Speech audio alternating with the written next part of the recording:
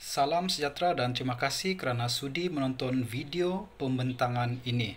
Untuk video pembentangan kali ini, kami akan membentangkan berkenaan tugasan kumpulan kami dalam modul SADN 1033 Kenegaraan Malaysia yang bertajuk Tokoh Tempatan iaitu Ontoros Antanom. Saya Medkatu Simpong dengan nombor metrik 276525. Antara isi kandungan yang terdapat di dalam video pembentangan ini termasuklah yang pertama, pengenalan kepada tokoh tempatan yang kami telah pilih iaitu Antanom. Yang kedua adalah penentangan beliau semasa beliau masih hidup. Yang ketiga adalah kami telah menjalankan serba sedikit soal selidik berkenaan dengan tokoh tempatan yang telah kami pilih. Yang keempat, kami akan menjelaskan berkenaan sumbangan tokoh tempatan ini kepada negeri Sabah. Dan yang kelima adalah kami membuat serba sedikit kesimpulan berkenaan tokoh tempatan ini iaitu Antanom. Untuk pengenalan kepada tokoh tempatan, Antanom atau Antanom, nama penuh beliau ialah Ontoros Endoy alias Antanom, merupakan seorang tokoh tempatan dari daerah Tenom. Beliau ialah pahlawan berbangsa Murut yang terkenal dan perkasa dari Borneo Utara ataupun kini dikenali sebagai negeri Sabah.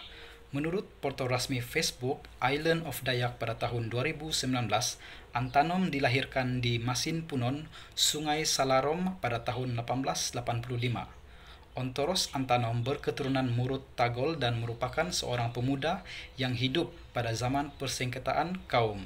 Aktiviti headhunting masih diamalkan ketika itu dan setiap kampung akan membentuk pakatan ataupun alliance sebagai salah satu strategi pertahanan terhadap serangan dan ancaman daripada kampung lain. Kehidupan awal tokoh tempatan ini ialah melalui zaman yang penuh dengan pergolakan dan peperangan.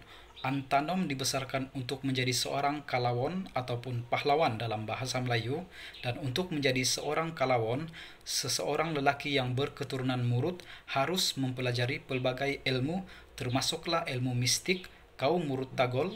Maka Antanom didakwa mempunyai kuasa sakti menurut sejarah lisan tempatan. Musuh terbesar mereka adalah dari suku kaum Murut yang berasal dari Sungai Tolokoson. Kejayaan Ontoros membawa kaum Tagol menjadi kaum yang digeruni dalam kalangan suku Murut telah menyebabkan musuh terbesar mereka yaitu kaum Murut Tolosokon merasa terancam. Kejayaan Ontoros menyatukan Murut dari Sungai Tagol dan Tolosokon telah membawa kedamaian di tempat itu. Ontoros juga telah berjaya menamatkan persengketaan kampung dan aktiviti headhunting pada sekitar tahun 1910. Negeri Murut. Pada tahun 1910, pejabat British di daerah Rundum telah dibuka oleh Syarikat Berpiagam Borneo Utara British ataupun SBUB untuk mengawal kawasan pendalaman Sabah di bahagian selatan. Negeri Murut merangkumi 60 kampung mulai dari Dalit Keningau di utara sehingga ke Sungai Tolosokon dan Rundum. Antanom telah mendirikan kepimpinan untuk negeri Murut dan Antanom sebagai pemimpin yang tertinggi. Di bawahnya ada dua orang kanannya yaitu Ansukul dan Kalor. Selain itu, ada beberapa pemimpin tertinggi lain yang membantu mengelola negeri Murut. Misalnya Ingkun dari Selangit, Singandu dari Tolosokon, Mulang dari Talankoi, Antak dan sebagainya. Kedatangan pihak British di negeri Murut merupakan antara ancaman yang harus dihadapi oleh Antanom. Assalamualaikum dan salam sejahtera. Saya Rizwan bin Maklin. Nomor metik 276685 ingin memberi ulasan mengenai penentangan Antanom terhadap British sewaktu di Sabah. Penentangan. Semasa pemerintahan British di Sabah, penghujung abad ke-9, kaum Murut seringkali dilayan secara tidak adil dan seumpama hamba abdi. Pihak British seringkali mengenakan cukai dan undang-undang yang tidak boleh diterima oleh kaum Murut. Dengan keadaan kehidupan masyarakat Murut yang sememangnya daif, mereka semakin terhimpit apabila pihak British berkuasa di tempat mereka. Kedatangan pihak British memerintah di negeri Sabah telah meragut kemerdekaan kaum Murut malah maruah mereka juga dipermainkan. Penganiayaan dan kekejaman yang dilakukan oleh pihak British terhadap kaum Murud menyebabkan Antenum bangkit untuk menentang beliau. Tidak sanggup lagi melihat kaumnya dianiaya dan diperlakukan sebagai hamba abdi oleh bangsa asing.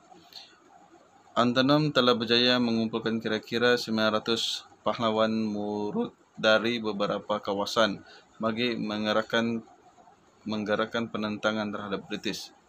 Faktor-faktor penentangan.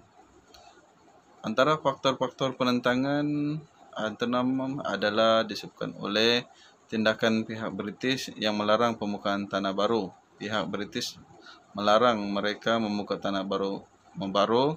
Ini membuatkan orang Murud merasakan hak mereka diceroboh. Dengan tidak membuka tanah baru, bekalan beras mereka semakin berkurangan. Pihak British juga mengenakan cukai yang menyebabkan masyarakat Murud. Antara cukai-cukai yang dikenakan adalah seperti berikut. Cukai kepala $1 setiap seorang. Cukai tanaman pindah sebanyak 50 sen setiap ekar.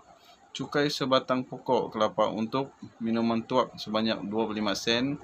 Cukai tangkapan ikan. Cukai memelihara anjing sebanyak $1 seekor. Dengan cukai besar ini, orang Murud tidak mampu untuk membayarnya. Ini menyebabkan timbul semangat untuk menentang pihak British.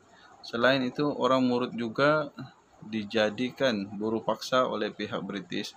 Tujuan pihak British menjadikan mereka buruh paksa adalah untuk membina jalan di pedalaman dan memasang kawat telegraf antara Tenom dan Rundum tanpa bayaran upah. Pihak British juga menzalimi keluarga orang Murud. Suami istri orang Murud dikehendaki tinggal berasingan di sebelah menyebelah tebing sungai. Tujuan pihak British melakukan undang-undang ini adalah disebabkan oleh ingin mengutip cukai, kerana suami istri ini akan dikenakan $1 setiap kali mereka berkunjung. Selain itu juga mereka mempunyai 2 orang anak. Salah seorang akan diambil oleh pihak British untuk dijadikan buruh paksa. Pihak British juga menceroboh kawasan hutan. Tujuan utama pencerobohan ini dilakukan oleh pihak British adalah untuk membina jalan. Walaupun tujuan ini adalah sebagai satu kemudahan, tetapi dibantah oleh orang Murud. Bagi kepercayaan mereka, pencerobohan ini akan mengganggu roh nenek moyang mereka. Bentuk-bentuk penentangan. Atas dasar ketidakpuas hati, akhirnya kaum Murud telah bersatu untuk menentang pihak British. Pengikut-pengikut Antenum datang dari Tenom, Keningau, Pensiangan, malah ada yang mendiami sempadan Borneo Utara dan Kalimantan juga turut menyertai sautan untuk menentang pihak British. Pihak British dikejutkan dengan kehadiran Antenum dan kesemua pahlawan berjaya dikumpulkannya itu di hadapan bangunan pentadbiran mereka.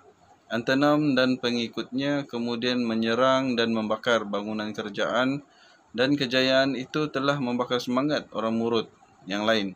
Pengikut Antenum bertambah seramai 900 orang dan berlakunya pertempuran selama 6 minggu antara pihak Antenum dan pihak British. Kesan penentangan.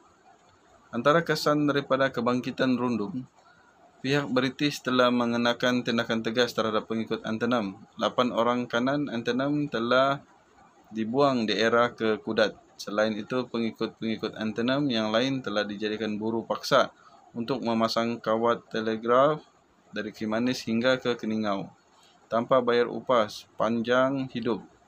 Pihak British juga telah mengarahkan orang Murud untuk bersumpah taat setia bagi mengelakkan kebangkitan seterusnya. Sebagai tanda protes terhadap pihak British, orang Murud telah berpindah ke pedalaman Kalimantan.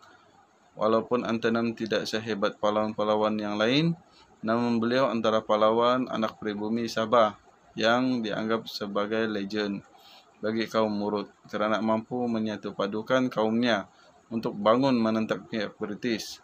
Kebangkitan kaum Murud ini juga mampu membuat pihak British hilang akal untuk menentang sehinggakan mereka menggunakan teknik paling kotor untuk menjatuhkan Antanum. Salam sejahtera, saya Veronica Berman, nombor metrik 276720 akan membentangkan mengenai soal selidik tokoh tempatan pahlawan Antanum. Kumpulan kami telah membuat soal selidik menggunakan Google Form. Seramai 123 orang telah memberi maklum balas melalui Google Form yang telah diedarkan menggunakan aplikasi WhatsApp. Berikut merupakan rumusan yang telah dibuat. Seramai 54 orang lelaki dan 69 orang perempuan telah memberi respon terhadap soal selidik tersebut. Kumpulan umur yang telah mengisi maklum balas melalui link Google Form terdiri daripada umur 15 tahun hingga 50 tahun ke atas. Seramai 7 responden berumur dalam lingkungan 15 hingga 20 tahun, 72 responden berumur dalam lingkungan 21 hingga 35 tahun, 37 responden berumur dalam lingkungan 36 hingga 45 tahun, manakala seramai 7 responden berumur dalam lingkungan 50 tahun ke atas. Kebanyakan responden yang telah memberi maklum balas terhadap soal selidik tersebut adalah 90% berasal dari Sabah, iaitu seramai 111 orang, manakala 9% berasal daripada Sarawak, iaitu seramai 11 orang, dan 1% bersamaan 1 orang berasal daripada Semenanjung Malaysia. Lebih daripada separuh yang telah memberi respon terhadap soal selidik tersebut mengenali tokoh tempatan Antanum, iaitu seramai 78 orang mengenali beliau dan 26 orang masih lagi samar-samar atau dengan erti kata lain kurang mengenali beliau, manakala 19 orang tidak mengenali beliau. Hasil daripada dapatan soal selidik, responden yang paling ramai mengenali tokoh tempatan Antanum adalah melalui buku sejarah, iaitu seramai 56 orang, manakala 33 orang mengenali beliau daripada sosial media dan 29 orang mengenali beliau daripada rakan-rakan, serta jumlah yang paling rendah mengenali beliau melalui saudara mara, iaitu seramai 5 orang. Seramai 81 orang responden mengenali dan mengetahui tokoh tempatan Antanum berbangsa Murut, manakala selebihnya iaitu 42 orang responden tidak mengetahui bangsa beliau. Nama pahlawan Murut ini mungkin tidak sehebat pahlawan lain, tetapi beliau merupakan pahlawan pribumi Sabah yang dianggap legenda oleh kaumnya sendiri, iaitu masyarakat Murut, kerana beliau adalah pahlawan yang sentiasa berjuang untuk menyatu padukan bangsa Murut semasa hayatnya. Sekian, terima kasih. Assalamualaikum dan selamat sejahtera. Saya Muhammad Kayan bin Kamarudin, nombor ID 276769, kampus KK. Tajuk saya ialah sumbangan tokoh tempatan. Sumbangan tokoh tempatan merujuk kepada usaha-usaha yang dilakukan oleh beliau kepada suku kaum Murut, masyarakat dan peribadi. Ontoros ibarat pepatah Melayu yang berbunyi, harimau mati meninggalkan belang, manusia mati meninggalkan nama. Hal ini kerana seperti para pejuang kemerdekaan yang lain, Ontoros merupakan pahlawan Murut yang unggul di mata masyarakatnya dan di mata rakyat Sabah dan Malaysia umumnya. Beliau telah menggerakkan pemberontakan rundum menentang penjajah pada tahun 1915 yang memberi banyak pengajaran kepada generasi Malaysia umumnya. Sebagai tanda penghargaan dan peringatan terhadap jasanya memperjuangkan kemerdekaan bangsanya, sebuah tugu peringatan telah dibina untuknya di Tenom. Tugu tersebut merupakan penghargaan kepada Ontoros sebagai pahlawan Murut yang terkenal dan perkasa dari Borneo Utara, Sabah, Malaysia. Sumbangan tokoh tempatan yang pertama ialah suku kaum menyatukan suku-suku Murut di pedalaman. Yang kedua, masyarakat Sabah, gerakan menentang Ontoros terhadap British. Yang ketiga, pribadi. Ontoros Antanom rela mengorbankan dirinya. Sekian dan terima kasih. Salam sejahtera, nama saya Kristela Kinding, nombor metrik 276514. Di sini saya akan membentangkan mengenai kesimpulan bagi tugasan ini. Ontoros Antanom, pahlawan Murut yang terkenal dan perkasa dari Borneo Utara, yang kini adalah Sabah. Menurut sejarah lisan tempatan, Antanom didakwa memiliki kuasa sakti.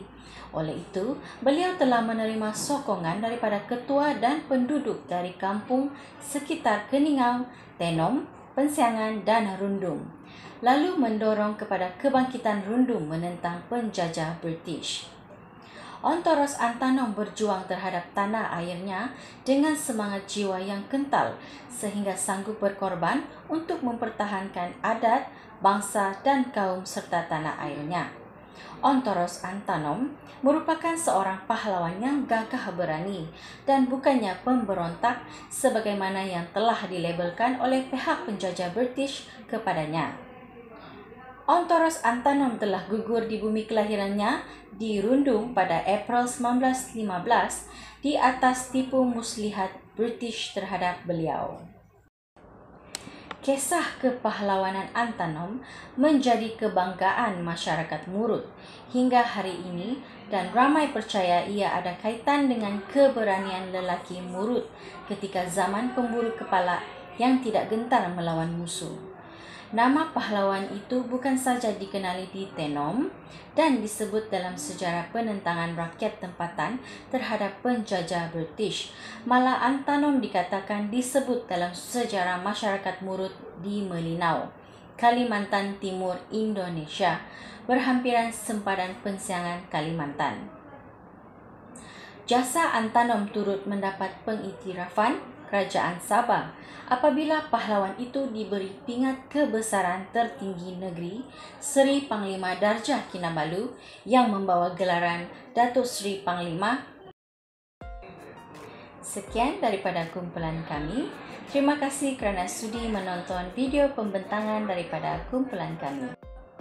Sehingga kita berjumpa lagi di tugasan yang lain.